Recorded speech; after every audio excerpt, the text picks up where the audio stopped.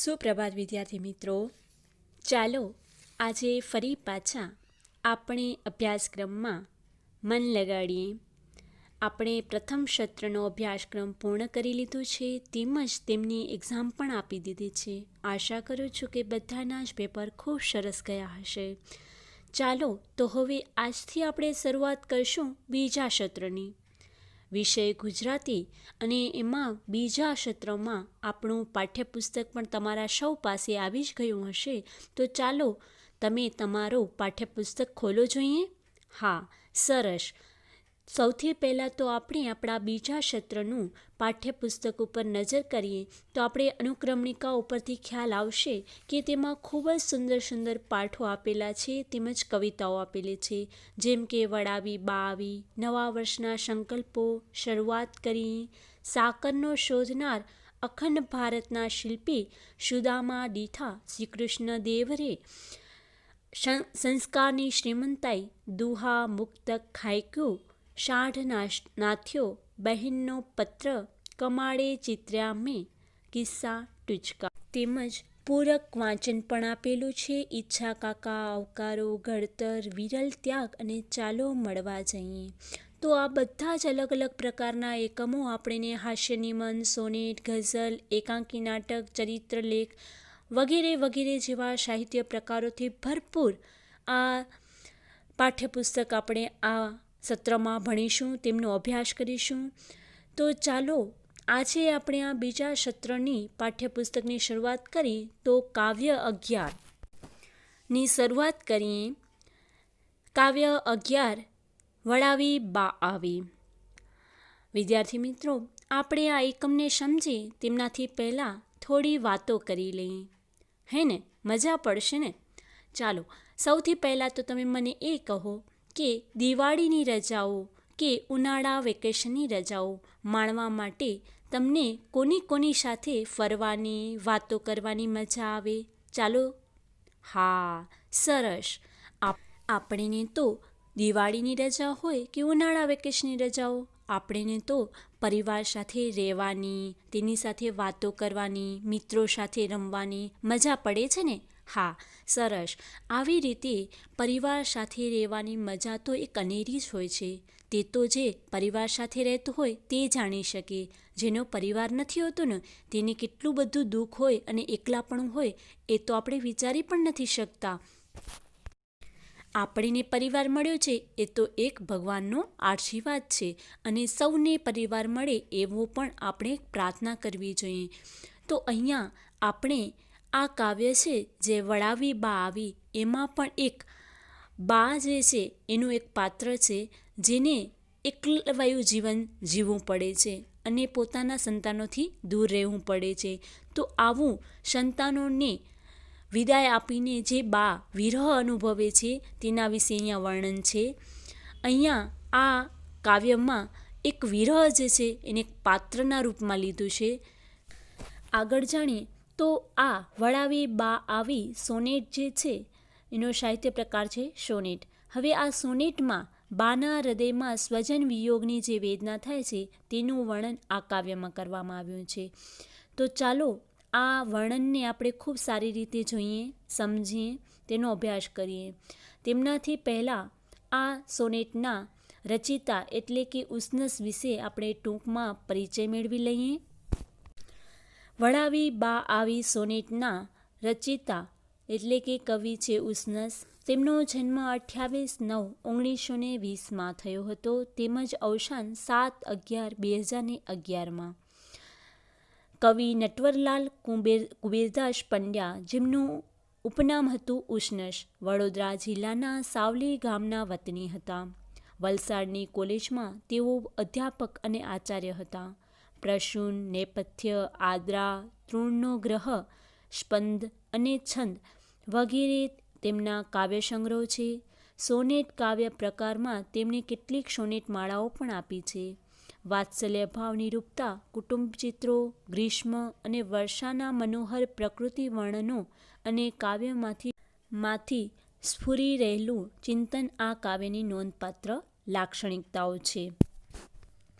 દિવાળીની રજાઓમાં પોતાના વતનમાં આવેલા પરિવાર પોતાના સંતાનો સાથે રજા પૂરી થતાં પાછા વિદાય થાય છે ત્યારે માના હૃદયમાં સ્વજન વિયોગની જે વેદના થાય છે તેનું વર્ણન આ કાવ્યમાં કરવામાં આવ્યું છે. માતા પિતા અને વૃદ્ધ વિધવા ફોઈ વિરહથી વ્યથિત છે. છેવટે બધા સંતાનોને વિદાય આપી પાછી વળતી બા ઘરને ખાલી થઈ ગયેલું જોઈને બહાર પગથિયા પર જ બેસી રહે છે. અહીં કવિ વિરહને એક પાત્ર રૂપે નિરૂપે છે. એ ધ્યાન પાત્ર છે. વાત્સલ્ય વિષયક આ સોનેટમાં કવિએ બાના હૃદયાનાજી સ્નેહનું તેમજ સંતાન વિરહથી વ્યાપેલા વિષાદનું હૃદયસ્પર્શી નિરૂપણ કરી વર્ણન દ્વારા જ કરુણ રસ નિષ્પન્ન કર્યો છે. ચાલો હવે આ કાવ્યની શરૂઆત કરીએ. રજાઓ દિવાળી તણે પૂરી થઈ ને ગરમહી દહાડો કેરી સ્ખલિત થઈ શાંતિ પ્રથમની. વસેલા ધંધાર્થે દૂર સુદૂર સંતાન નિજના જવાના કાલે તો જનક જનનીને ઘર તણા. અહીંયા એક સરસ મજાનું વર્ણન છે કે દિવાળીની રજાઓ પૂરી થાય છે એટલે જે બા હોય છે એમના પુત્રો હોય છે એ બધા બારે ધંધાર્થે રહેતા હોય છે તે અહીંયા આવ્યા હોય છે. એટલે દિવાળીની રજાઓ પૂરી થતાં જ હવે આ ઘરમાંથી વિદાય લે છે. એટલે કે એના દહાડાઓ એટલે કે એના દિવસો રજાઓના જે દિવસો હતા એ પૂર્ણ થઈ ગયા છે. એટલે હવે સંકલિત એટલે કે ખંડન થવું, એક ધારું જે આવતું હોય પોતાના સ્થાનેથી ખસી જવું અથવા તો ત્યાંથી હવે પૂર્ણ થવું એટલે ખંડન થવું. એટલે કે હવે થઈ શાંતિ પ્રથમની એટલે હવે આ શાંતિ હતી જે અત્યાર સુધીની ઘરમાં એ હવે એની ખંડન થવાનું છે. એ શાંતિ હવે ખંડિત થઈ જવાની છે કારણ હવે બધા જ અહીંયાથી ચાલ્યા જશે. વસેલા ધંધાર્થે દૂર દૂર સંતાન નિજના એટલે કે હવે જે ધંધાર્થે એટલે કે ધંધાના અર્થ માટે ધંધા કરવાના બહાને હેતુએ જે દૂર દૂર વસેલા હતા સંતાન એટલે કે પોતાના પુત્રો જે નિજના એટલે પોતાના જે સંતાનો હતા એ દૂર વસેલા હતા તે જવાના કાલે તો જનક જનનીને ઘર તણા. એટલે હવે એ લોકોની રજાઓ પૂરી થાય છે એટલે દૂર દૂર વસેલા સંતાનો પોતાના જે છે એ કાલે જવાના છે. હવે કોણ તો કે પોતે અને પોતાના બાળકો જનક જનનીને ઘર તણા બધા જ હવે પોતાના ઘર તરફ રવાના થવાના છે. આગળ શું છે તો કે સદાના ગંગા સ્વરૂપ ગરડા ફોઈ સૌએ લખાયેલો કર્મે વિરહ મિલને તે રજનીએ નિહાળ્યો સૌ વચ્ચે નિયત કરી બેઠો નિજ જગા ઉવેખી એને સૌ જરઠ વળી વાતે સૂઈ ગયા સવારે ભાભીનું ભર્યું ઘર લઈ ભાઈ ઉપડ્યા. શું કહે છે કે સદાના ગંગા સ્વરૂપ ગરડા ફોઈ. ગંગા સ્વરૂપ એટલે કે વિધવાના નામ આગળ માનાર્થે વપરાતું વિશેષણ. એટલે અહીંયા જે એના ફૂઈ છે એ પહેલેથી જ વિધવા થઈ ગયા હતા એટલે હવે એ ગરડા ફૂઈ જે છે વિધવા એ અને સૌએ એટલે કે બીજા બધાએ લખાયેલા કર્મએ એટલે કે નસીબમાં જે લખાયેલા હતા વિરહને એ બધા જ મળીને એ રજની એટલે રાત એ રાતના એ જુએ છે. બધા જ સાથે બેઠા હોય છે અને બધા જ આ વિરહને જુએ છે. ઉવેખી એને સૌ જરઠ વળી વાતે સૂઈ ગયા. એટલે કે ઉવેખી એટલે કે અવગણીને બધા જ એને અવગણી નાખે છે એ વિરહને એને કોઈ ધ્યાન નથી આપતું. અને સૌ જરઠ એટલે મોટા ગરડા એટલે કે અહીંયા જે એના બા ગરડા બા અને જે અહીંયા ફૂઈ હતા એ બધા જ અહીંયા બેઠા છે. એ વડીલો બધા શું કરે છે એ વિરહને અવગણી નાખે છે અને વળી વાતે સૂઈ ગયા અને પાછા એ સૂઈ જાય છે. સવારે ભાભીનું ભર્યું ઘર લઈ ભાઈ ઉપડ્યા એટલે કે હવે સવાર પડે છે. જે દિવસની બાને ચિંતા હતી એ દિવસ ઉગી જાય છે, સવાર પડી જાય છે અને ભાભીનું ભર્યું ઘર અહીંયા કવિ એટલા માટે ભાભીનું ભર્યું ઘર કહે છે કારણ કે મોટા જે ભાઈ હોય છે એ ભાભી સાથે હવે જવા માટે તૈયારી કરે છે. એટલે કે ભાભીનું ભર્યું ઘર એટલે કે મોટા ભાઈ તેમની પત્ની અને તેમના નાના બાળકોને લઈને હવે અહીંયાથી ઉપડે છે. એટલે કે હવે પાછા પોતાને જ્યાં ધંધાર્થે વસેલા હતા ત્યાં પોતાના ઘર જાય છે. આવી રીતે મોટા ભાઈ જાય છે એટલે કહે છે કે ગઈ અડધી વસ્તી ઘર થઈ ગયું શાંત સગડું. બપોરે બે ભાઈ અવર ઉપડ્યા લેઈ નિજની. નવોઢા ભાર્યાઓ પ્રિય વચન મદસ્મિતવતી. વળાવી બા આવી નિજ સકલ સંતાન ક્રમશઃ. ગૃહવ્યાપી જોયો વિરહ પડી બેસી પગથિયે. અર્થાત અહીંયા કહે છે કે ગઈ અડધી વસ્તી એટલે કે મોટા ભાઈ અને એની પત્ની અને એના બાળકો ચાલ્યા જાય છે, માટે હવે અડધી વસ્તી તો ચાલી ગઈ ઘરમાંથી, અડધા લોકો તો ઘરમાંથી ચાલ્યા જાય છે, માટે શાંત સગડું એટલે કે બધું હવે શાંત થઈ જાય છે. જે બાળકોના કિલકિલાટથી ઘર ગુંજતું હતું તે હવે શાંત પડી ગયું છે. બપોરે બે ભાઈ અવર ઉપડ્યા લેઈ નિજની એટલે કે બપોર થાય છે ત્યારે પાછા જે મોટા ભાઈ તો ગયા, પણ એના પછીના જે બે નાના ભાઈઓ હતા એ પણ ઉપડે છે પોતાના ધંધાર્થે.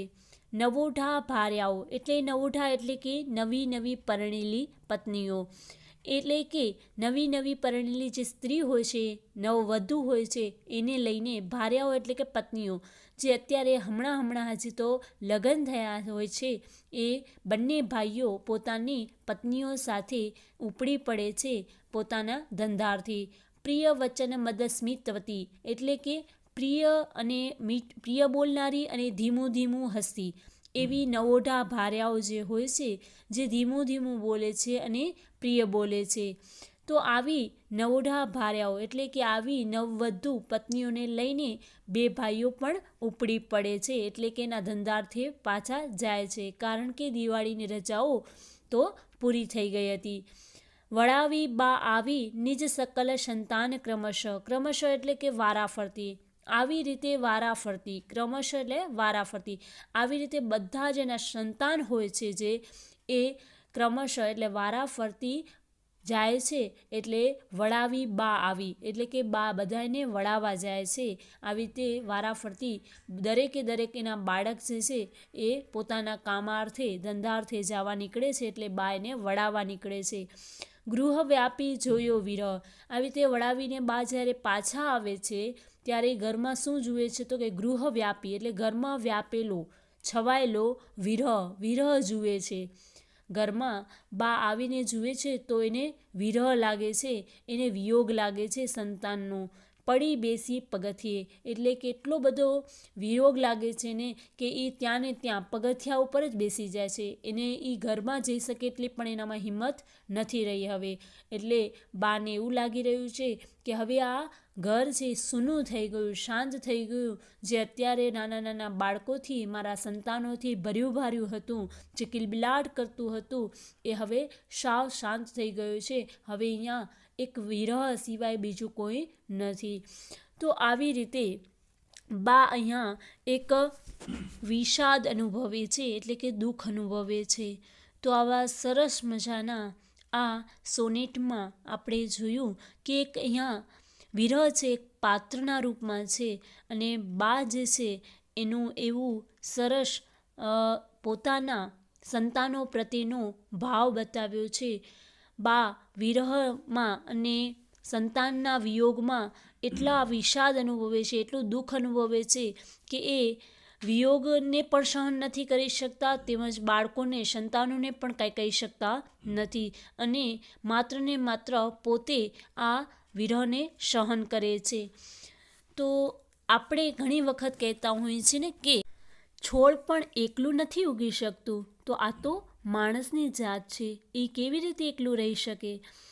તો અહીંયા આપણે જોયું કે પરિવાર સાથે રહેલા બાને કેટલી તકલીફ થાય છે, કેટલું દુઃખ થાય છે એના બાળકો જ્યારે એનાથી દૂર થાય છે ત્યારે.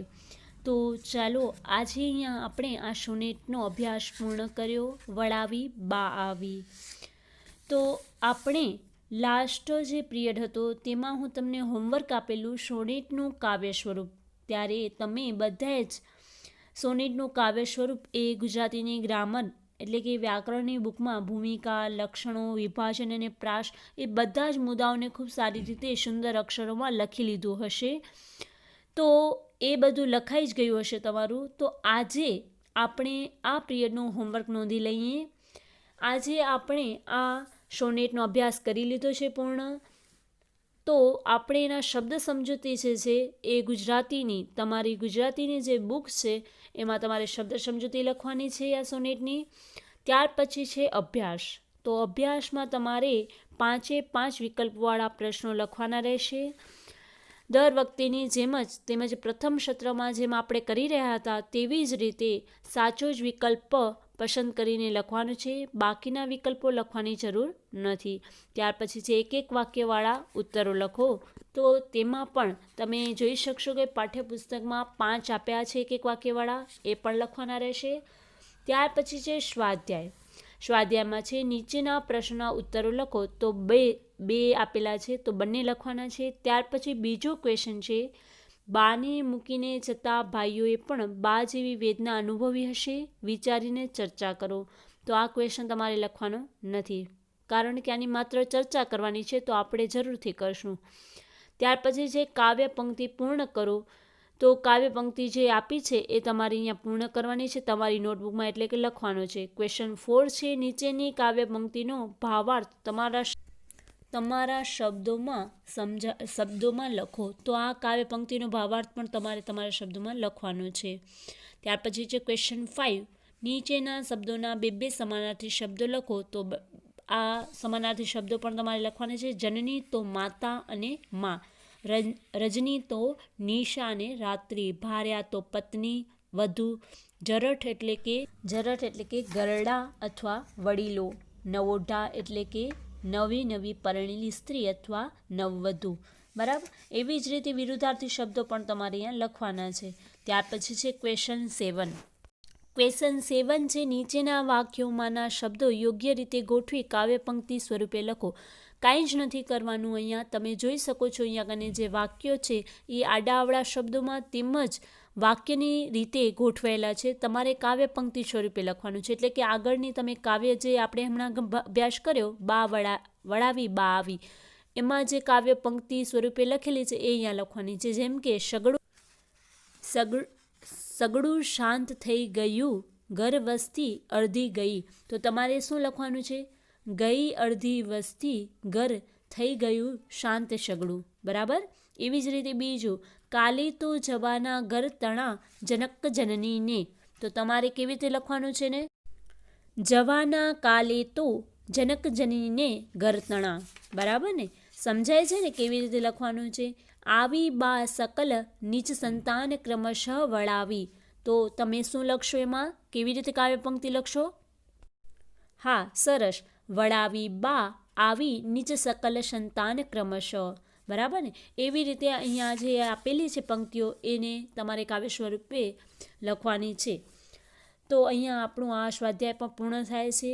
તો હવે તમારે આજનું આ પિરિયડનું હોમવર્ક કરી જલ્દીથી અભ્યાસ અને સ્વાધ્યાય અને તેના ફોટો પાડીને મને મોકલવાના રહેશે.